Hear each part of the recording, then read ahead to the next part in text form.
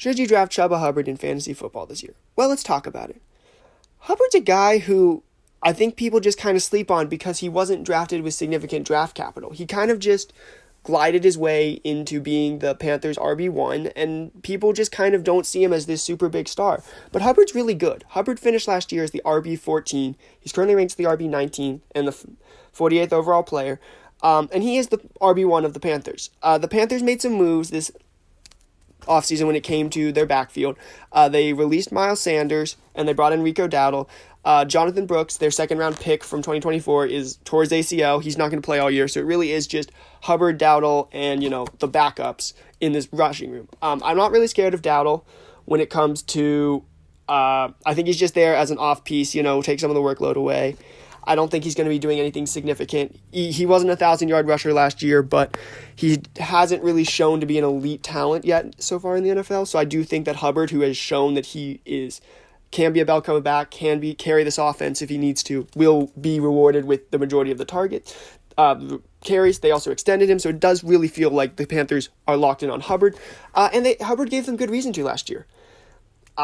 He had back-to-back years of 240 carries. He improved last year from 3.8 yards per carry in 2023 to 4.8 in 2024. He jumped from 5 touchdowns in 2023 to 11 touchdowns. And he's really just the backbone of this offense. Sort of like what I said about Connor. It just feels like Hubbard is the safest part of this Carolina offense, where Bryce Young showed a lot of talent down the stretch, and he showed a lot of promise. But we don't know if that's going to continue into 2025. He could regress back to Bryce Young, and this could be, old Bryce Young, and this could be the last year we see of him. But Hubbard is going to be good regardless because we've seen him do it. Hubbard is going to provide the backbone from which Bryce Young can try and show that he's developed. He's going to help Young out, and he's really the best, I think, the safest pick you can take out of Carolina, because even someone like Tedder McMillan, who has a lot of talent, he's relying on Bryce Young. Hubbard doesn't rely on Bryce Young. Besides that, I don't really just have a lot to say about Hubbard. He's a very good pick. I don't feel too strongly about him. I'm a big James Conner guy. He's going right behind him. I'm coming around to Joe Mixon. He's going one spot ahead of him.